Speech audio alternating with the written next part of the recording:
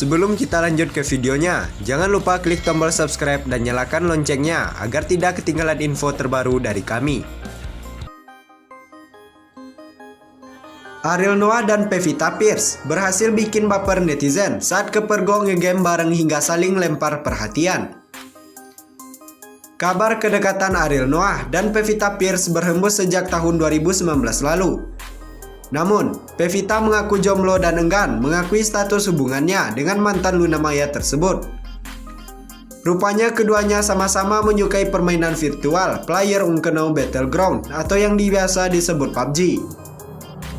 Meski begitu, Pevita dan Ariel kerap terciduk berduaan. Kabarnya kedekatannya sempat menghilang, namun kini kembali hangat diperbincangkan. Pasalnya, Ariel Noah dan Pevita Pierce saling lempar perhatian saat bermain game bersama. Melansir gridpop.id, hal ini terungkap saat Ariel Noah dan Pevita Pierce saling melempar perhatian saat keduanya sedang bermain game bersama. Diungkapkan keakraban Pevita dan Ariel Noah tak hanya sebatas membahas permainan, mereka saja namun juga terkait hal-hal lain termasuk tentang Alia.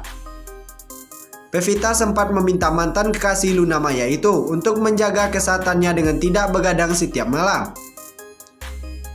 Melansir tayangan YouTube dari sahabat Noah Palangkaraya, Selasa 7 Juli 2020, Pevita Pierce yang sempat jatuh sakit akhirnya bisa kembali bermain bersama dan melakukan siaran langsung. Sambil bermain, Ariel dan Pevita terdengar mengobrol bersama pemain-pemain lainnya. Pria asal Bandung itu tiba-tiba saja berteriak kalau dirinya sudah ngantuk. "Aduh, makin ngantuk," seru Ariel Noah. "Ya udah Bor, panggilan Ariel," sahut Pevita yang terdengar menguap menandakan kalau dirinya juga mengantuk. "Kak Kupa," panggilan Pevita barbarnya nguap, sahut pemain lain. Tak tahan lagi menahan kantuknya, Pevita mengutarakan niatnya untuk berhenti bermain. "Aku game terakhir ya," katanya. Ngantuk, ucap Boril sekali lagi. Tak berselang lama, Pevita pun meminta teman-teman bermainnya yang lain untuk tidak memaksa Ariel tetap bergabung. "Udah, jangan paksa Kubiga, karakter Ariel Noah di game untuk begadang," ujar Pevita Pierce. "Tak Kubiga sakit lot," sambungnya. "Kayak Kupa," sahut Ariel Noah. Sebelumnya, Ariel juga melakukan hal yang sama terhadap Pevita Pierce. Melansir laman Instagram penggemar Ariel, Rabu 1 Juli 2020, penyanyi tersebut sempat ditanyai oleh orang yang menonton siaran langsungnya soal Pevita Pierce. Netizen bertanya, kenapa karakter yang dimainkan Pevita Pierce, yakni Kupa, tak terlihat di siaran langsung itu. Ariel mengungkapkan bahwa sosok gadis cantik itu sedang sakit. "Kupa sakit gara-gara dipaksa streaming sama yang nonton tweet," ungkap Ariel Noah lalu tertawa. Pada siaran langsung tertanggal 25 Juni 2020 lalu, Pevita Pierce juga sempat tak ikut bermain dengan Ariel dan ia pun dicari-cari warganet. "Kupa nggak enak badan, mah mungkin telat makan kali," ujar Ariel lagi. Ayah satu anak itu lantas pura-pura mengomel ke arah kamera, menyalahkan warganet yang meminta Pevita Pierce untuk melakukan siaran langsung. "Dipaksa streaming sih, sama yang di tweet orang mau tidur dipaksa-paksa," sambung Ariel Noah. Setelah 1 tahun jadi mualaf, Deddy Corbuzier akhirnya ungkap alasannya tertarik belajar agama Islam. Sang pembawa acara, ini banyak orang yang nggak tahu. Deddy Corbuzier merupakan seorang mualaf. Deddy mengaku dirinya belajar banyak hal terkait agama Islam dari guru pertamanya AA Jin. "Saya kadang kangen apalagi kalau melihat AA di mana. Saya selalu mengingat bahwa dari AA dulu saya belajar," buka Deddy dikutip Grade.id, Selasa 7 Juli 2020. "Mungkin saya baru pertama belajar Islam, pertama kali yang saya itu pada AA. Karena yaitu saya ada di dakwahnya AA dulu. Bahkan sebelum saya mengenal Islam bahkan AA terbuka," sambungnya. Bagi Deddy, keterbukaan adalah kunci, apalagi dirinya kala itu masih non-muslim. "Dan buat saya itu adalah hal yang paling baik," kata Deddy. "Gini, kalau kita ingin mengerjakan orang agama kita, mungkin dengan cara kasih sayang yang AA ajarkan ke saya pada saat itu," tambahnya. "Dengan keterbukaan, tidak ngejudge saya, tidak menilai saya, akhirnya saya tertarik sendiri," tegasnya. Dalam perbincangan yang sama, Dedi kemudian kilas balik pengalaman dan langkahnya yang jarang diketahui banyak orang. Ini banyak orang yang nggak tahu, kayaknya sudah hampir 20 tahun lalu, jadi banyak orang yang nggak tahu. Saat saya masih non-muslim, saya suka ikut pengajian A.A.Jim. Kalau saat itu ada pengajian di Jakarta, jelas Dedi. Tak hanya sekali, Dedi seringkali mengikuti pengajian tersebut. Jadi setiap kali ada pengajian, ada 4 atau 5 kali saya tuh selalu ikut pengajian A.A.Jim, ujar Dedi. Dan saya senang banget dengerin pengajiannya A.A.Jim, sambungnya. Dedi pun ceritakan hal menarik yang tak bisa dilupakannya. Yang menarik adalah pada saat lagi ada salatnya, juga terus A.A.Jim ngomong, "Ini bagian non-muslim Mas Dedi, kalau mau ngerokok dulu keluar gak apa-apa, jadi welcome banget gitu," tutur Dedi. Dan itu saya mengerti bahwa ajaran agama Islam tersebut indahnya seperti itu gak membedakan. Saya yang non-muslim bisa masuk masjid dengerin AA, tambahnya. Itu kan luar biasa. Itu yang membuat saya tertarik bukan karena disuruh, bukan karena dipaksa, tapi karena yang keterbukaan seorang A.A.Jim yang membuat non-muslim bisa menikmati, tutup Dedi.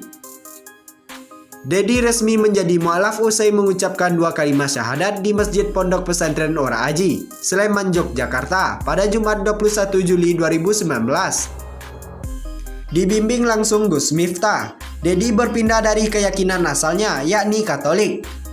Banyak pro dan kontra reaksi keluarganya dan juga motif Dedi. Sang pembawa acara seringkali mengungkapkan bahwa keyakinannya adalah urusan personal. Vicky Prasetyo ditahan, bagi Angel Elga itu menyakitkan dan memalukan. Penyanyi Angel Elga sudah mendengar Vicky Prasetyo ditahan tak lama setelah polisi menyerahkannya ke pihak Kejaksaan Negeri Jakarta Selatan. Vicky Prasetyo ditahan setelah sebagai tersangka kasus pencemaran nama baik dan fitnah yang dilaporkan Angel Elga. Berkasnya juga sudah dinyatakan lengkap. Apakah ditahannya Vicky Prasetyo membuat Angel Elga bahagia?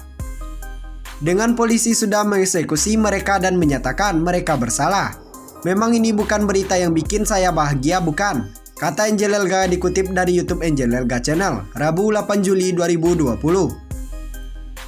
Karena bagaimanapun menurut saya ini adalah berita yang cukup menyakitkan dan memalukan juga, sambung Angel Elga. Menurut Angel Elga, penahanan Vicky ini menjadi jawaban bagi ibunya yang selama ini menunggu keadilan pula.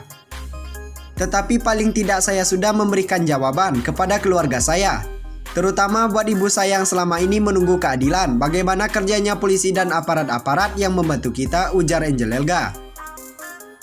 Setelah kasusnya menggulir cukup lama, Angel Elga yang melaporkan Vicky atas pencemaran nama baik itu merasa telah mendapat keadilan. Dengan bukti yang kuat dan dipelajari pihak kepolisian, akhirnya serangkanlah keadilan itu sudah terungkap, ucap Angel Elga.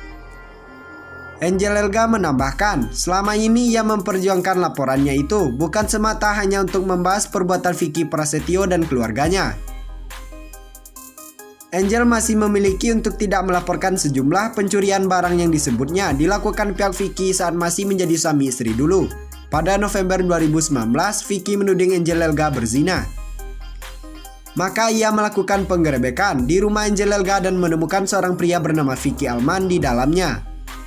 Menurut Angel, ia meminta bantuan Vicky untuk melaporkan pencurian uang partai yang dilakukan Vicky dulu. Setelah menjalani sidang di Kejaksaan Negeri Jakarta Selatan, Selasa 7 Juli 2020 kemarin, Vicky Prasetyo resmi ditahan di Rutan Salemba sampai 20 hari ke depan.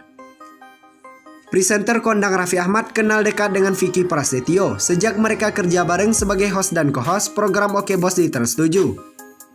Pernah suatu ketika, Raffi Ahmad mendengar cerita Vicky Prasetyo yang sangat bangga terhadap pekerjaannya. Cerita itu ia dengar sebelum Vicky jadi tahanan titipan Kejaksaan Negeri Jakarta Selatan. Karena kasus pencemaran nama baik dan fitnah yang dilaporkan Angel Elga, sang mantan istri. Iya, Vicky itu lagi senang banget sama kerjaannya, kata Raffi Ahmad ketika ditemui di Jalan Kapten Tendean, Jakarta Selatan, Selasa 7 Juli 2020 malam. Raffi Ahmad menuturkan, kebahagiaan Vicky tak lepas dari karirnya di dunia entertainment. Meski karirnya juga disertai kontroversi yang dibuat selama ini. Vicky tuh ngomong gua tuh lagi senang, gitu sekarang karir gua lagi bagus, masih banyak orang percaya sama gua. Tiba-tiba gua harus menjalani seperti ini, ya gimana gitu ucapnya. Vicky Prasetyo tak mempermasalahkan apabila kebanyakan ingin memberikan tanggapan negatif seperti menghujat karena yang terpenting adalah keluarganya, bisa hidup dengan tentram dan berkecukupan. Khususnya anak-anaknya, tangkap layar kanal YouTube Rans Entertainment.